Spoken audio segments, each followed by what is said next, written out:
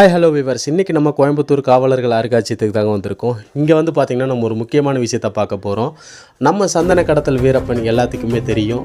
அதாவது பார்த்திங்கன்னா தமிழ்நாடு, கேரளா, கர்நாடகா இந்த 3 ஸ்டேட்லேயும் ஒரு காலத்தில் கொடி கட்டி பறந்துட்டு இருந்த ஒரு மாமனிதர் தான். அவர் பயன்படுத்திய துப்பாக்கிகளை வந்து பார்த்திங்கன்னா நம்ம ஊர் அரசாங்கம் வந்து கலெக்ஷன் பண்ணி அதை வந்து போலீஸ் மியூசியத்தில் ரொம்ப அழகாக வச்சுருக்கிறாங்க.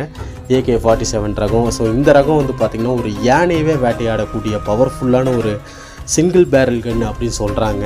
ஸோ பார்க்குறக்கே அந்த அளவுக்கு பிரம்மாண்டமாக சூப்பராக வச்சுருக்கிறாங்க.